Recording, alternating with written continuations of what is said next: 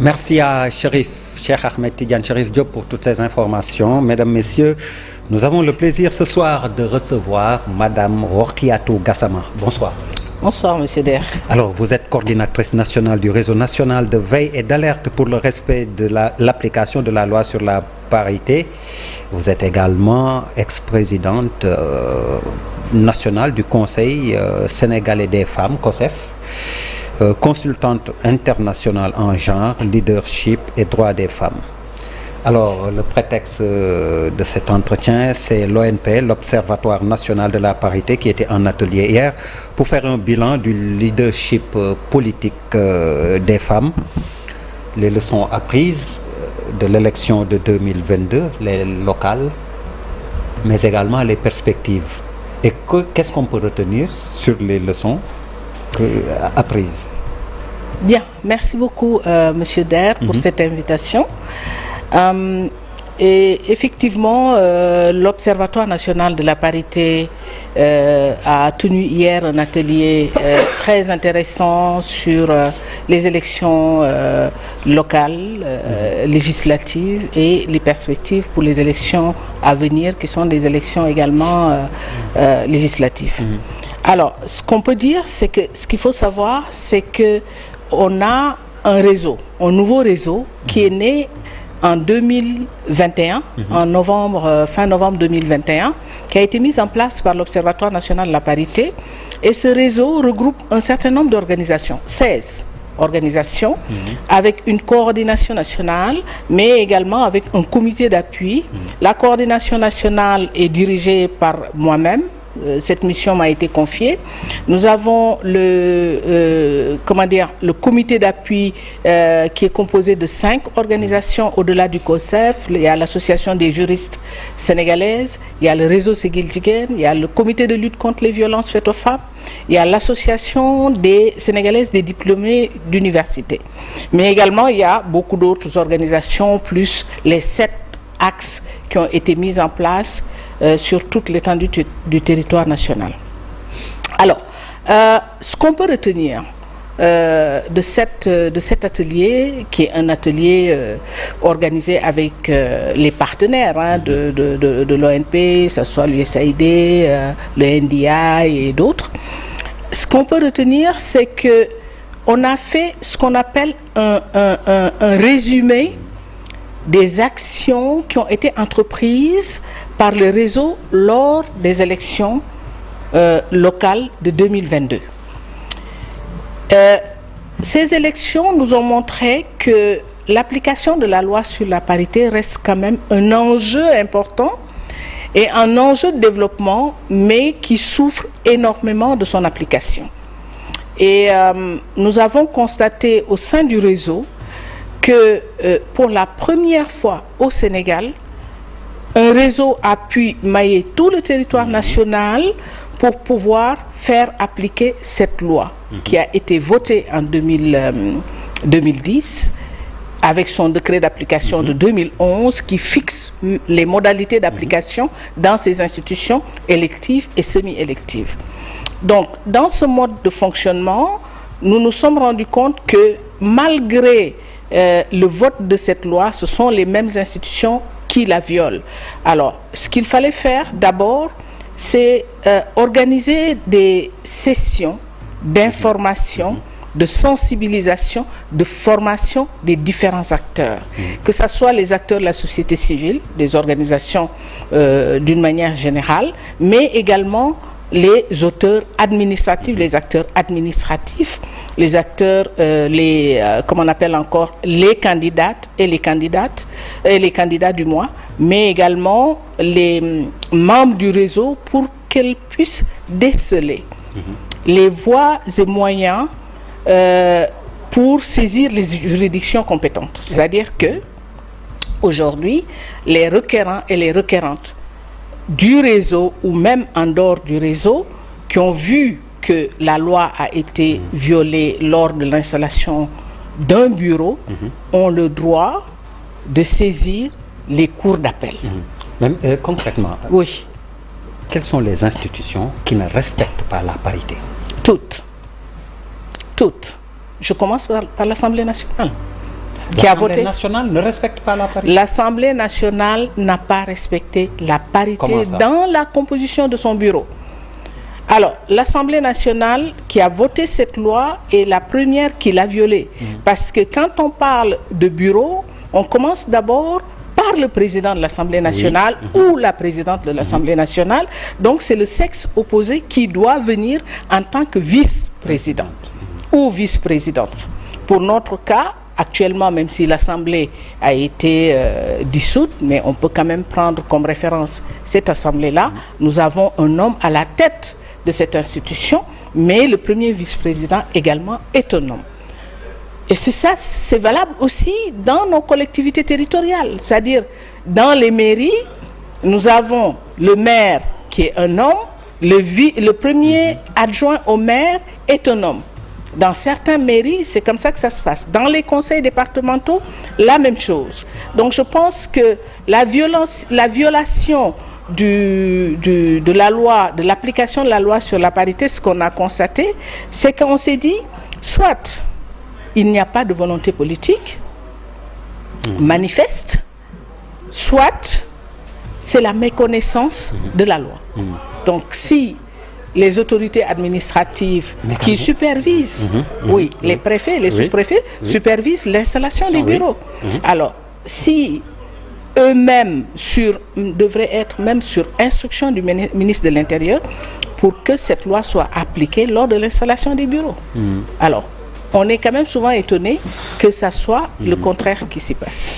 Vous l'avez dit, pour ce qui est de l'Assemblée nationale, mais pour les autres institutions, les conseils territoriaux par exemple? Oui, en fait, il y a quand on parle de collectivités territoriales, vous avez les conseils municipaux et départementaux. Nous avons 46 départements et 557 communes. C'est quand même beaucoup. Et sur ces 557 communes, nous avons une bonne partie qui n'a pas respecté la parité. On a eu plus de 100 recours. Je pense que c'est 102 recours, si je ne me trompe. 102 recours. Et sur 102 recours, ça veut dire que la loi n'a pas été respectée. Ça, c'est 102 recours sur l'étendue du territoire national. Bon, on n'a pas tous les recours parce que parfois c'est difficile que nous puissions avoir accès à certains documents.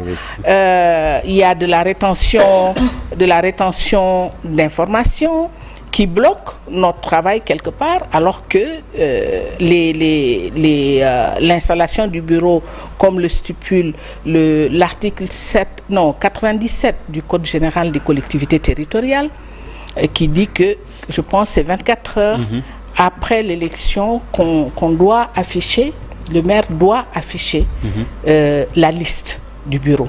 Alors, c'est ça qui nous donne la composition pour que nous puissions attirer l'attention des autorités. Ou bien, si on n'a pas justement ce qu'on veut, on saisit les juridictions. Donc, ce que je disais tout à l'heure, c'est que quand les conseils municipaux ne respectent pas, les conseils départementaux ne respectent pas, la loi nous permet de saisir... Alors, pour vous, madame, est-ce qu'il n'y a pas de problème d'interprétation de la loi par ceux qui ont voté la loi, même les députés? Parce que pour le bureau de l'Assemblée nationale, vous avez raison, le premier vice-président, Ibrahima Baba Sall, mais certains disent que le vote du bureau n'a rien à voir avec le vote pour le poste de président, vice-président. Ce sont deux votes différents, en tout cas c'est ce qu'ils avancent. Et depuis 2012, ce sont les hommes qui sont les premiers vice-présidents. Vous avez raison de le souligner. Est-ce qu'il n'y a pas là problème d'interprétation finalement? Oui, je pense qu'il y a un problème d'interprétation même au niveau que ce soit l'Assemblée ou les maires ou les présidents de conseils départementaux. Parce que quand au niveau de l'Assemblée nationale, ils disent que le président de l'Assemblée nationale ne fait pas partie du bureau, on est quand même assez étonné de voir que dans la composition du bureau, il y a le premier, c'est lui le président et il est le premier sur la liste. Donc, bon, on ne comprend pas ça très bien. La deuxième question que nous ne comprenons pas également, c'est le maire nous dit ah non, moi je suis élu au suffrage universel direct, donc normalement je n'en fais pas partie. Lui également, alors qu'il est dans le bureau. Oui. Alors il faut savoir, c'est pourquoi je disais tout à l'heure, est-ce qu'il n'y a pas une volonté manifeste? Mais il nous faut aujourd'hui, Monsieur Der, une volonté politique ferme pour que cette loi soit appliquée. Parce que sinon, on va encore vers des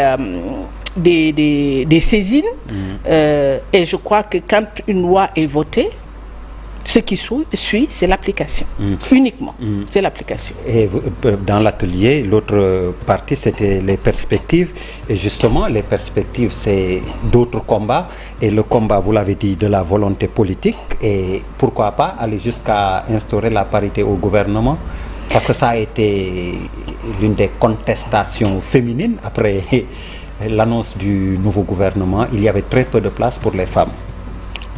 Très bien. Permettez-moi simplement, avant de répondre à votre question, oui, de dire que malgré le constat que nous avons fait sur les saisines, le non-respect de l'application stricte de la loi sur la parité, c'est la première fois au Sénégal que la loi soit aussi respectée. C'est la première fois. Paradoxe. Oui, et c'est la première fois également qu'on a l'occasion de saisir les juridictions et qu'ils ont pris ces juridictions, ont pris des décisions de justice pour annulation des bureaux non paritaires.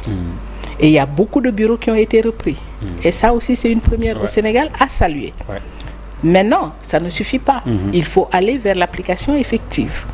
Alors, quand vous parlez, du gouvernement, je précise que la loi sur la parité concerne les institutions électives et semi-électives, pas les postes nominatifs. Je pense qu'il faut que ça soit vraiment clair. Par contre, nous avons besoin d'une volonté politique. C'est-à-dire, aujourd'hui, nous appelons l'État du Sénégal, à commencer par le président de la République, à prendre toutes les dispositions nécessaires pour que les femmes soient dans les instances de prise de décision. Je crois que les femmes ont interpellé, mais bon, j'aimerais quand même toujours insister sur le fait que quand certaines disent il faut que le président applique la loi ne prend pas en charge les postes nominatifs. C'est encore un autre combat.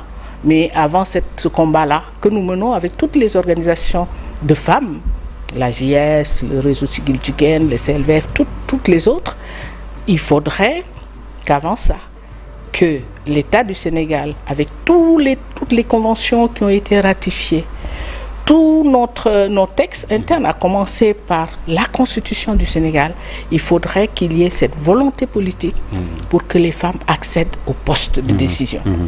Il y a une réaction, elle est quand même assez timide pour le moment. La réaction est assez timide. On a enregistré quelques nominations au niveau des postes, de certains postes, de certaines directions, mais ce n'est pas suffisant. Mais c'est compliqué, ça pourrait être en tout cas compliqué d'appliquer la loi à des postes nominatifs si on voit tous les critères qu'il y a à en prendre en compte, de dire automatiquement pour tel poste ou tel quota, 50% de femmes, ça pourrait paraître compliqué quand même. Quand vous parlez de critères, vous parlez de quoi? Beaucoup de critères à mettre en avant. La compétence avant tout. Critères compétence entre hommes et femmes. Si l'homme est plus compétent, pourquoi ne pas mettre l'homme? Si la femme est plus compétente également, pourquoi ne pas mettre la femme? Mais de là à instaurer quand même une parité intégrale, même à des postes nominatifs, ou comme je dis, il y a plusieurs critères qui entrent en jeu, dont la compétence. Alors, excusez-moi de sourire un peu parce que je suis désolée parce que... Si nous sommes en compétition, Madame Gassama, si vous êtes plus compétente que moi, je serai heureux que vous soyez nommée à ma place. Ça, je vous l'assure. Mais comme je dis, c'est de dire automatiquement que cette femme, que ce poste doit être réservé à une femme parce qu'il faut la parité.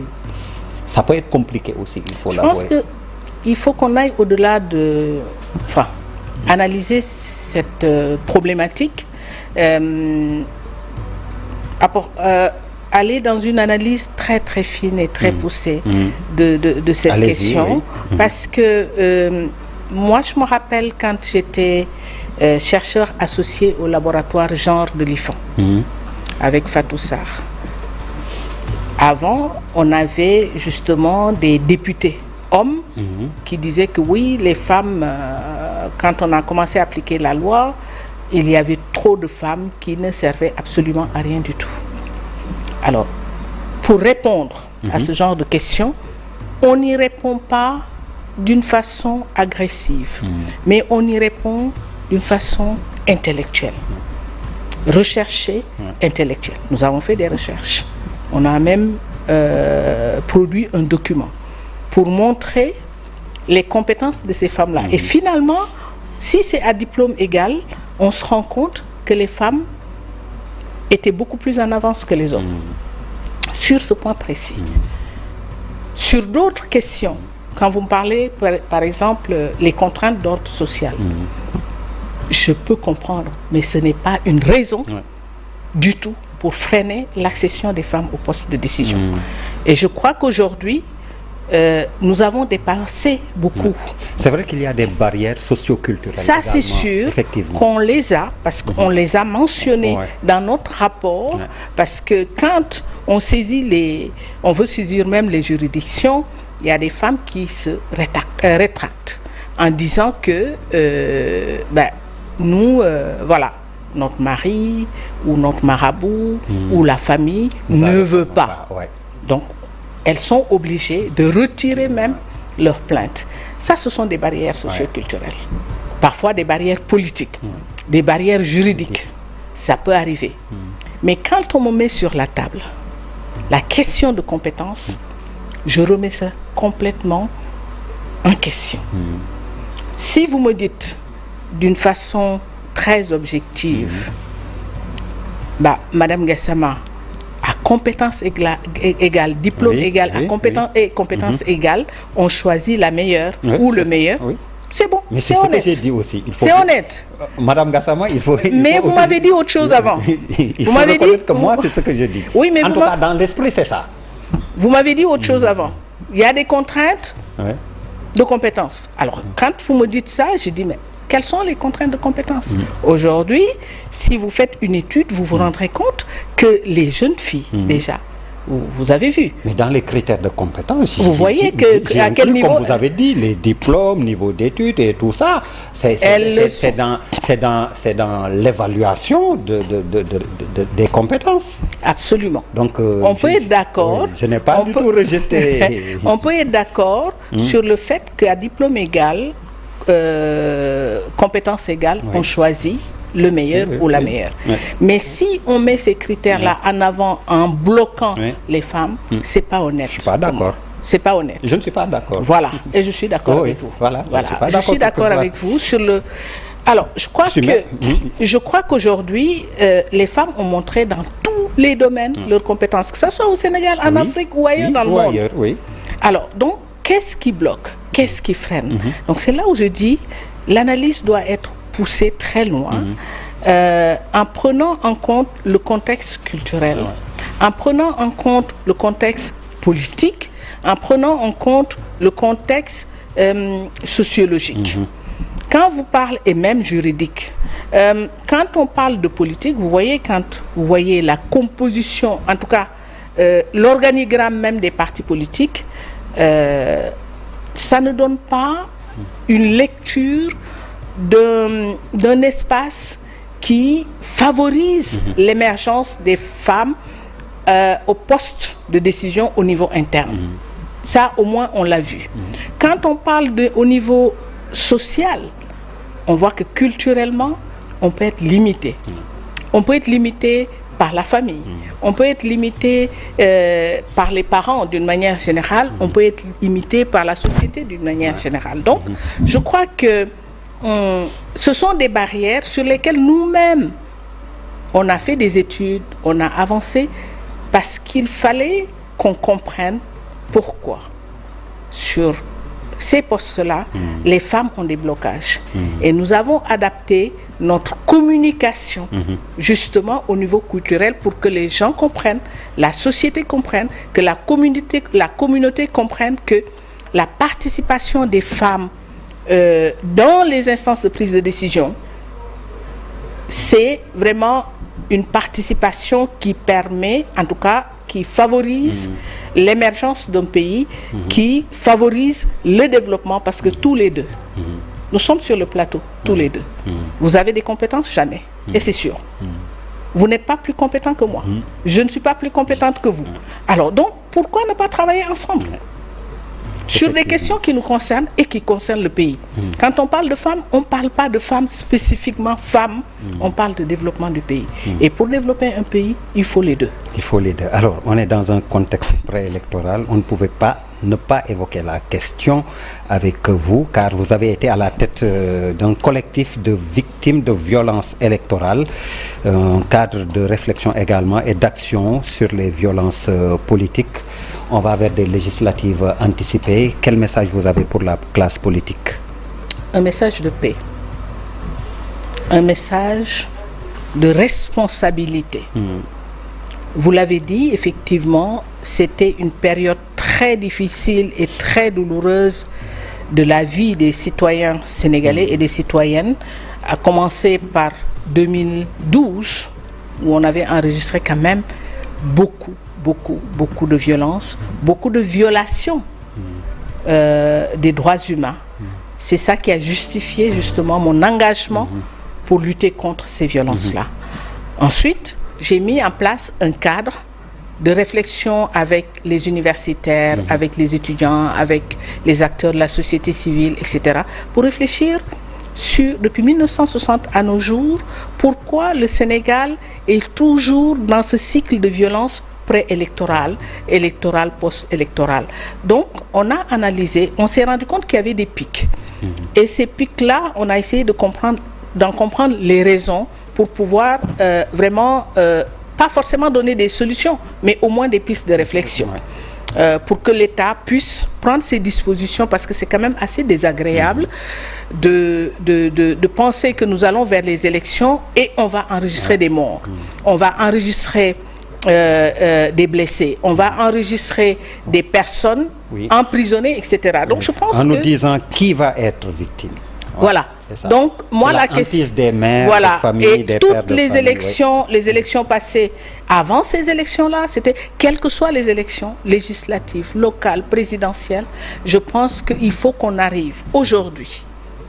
En tout cas, j'appelle tous les acteurs politiques et la société civile d'une manière générale, parce que la société civile fait son travail d'alerte, de prévention, mais tous les acteurs politiques à être vraiment dans une dynamique de responsabilité, de paix, aller vers des élections vraiment qui soient apaisées. Merci beaucoup. Merci beaucoup, monsieur Rokiatou Gassama. Merci. Merci à vous également, mesdames, messieurs, de nous avoir reçus chez vous. Excellente suite de programmes sur la TFM, la télévision Futur Média. Merci, bonsoir.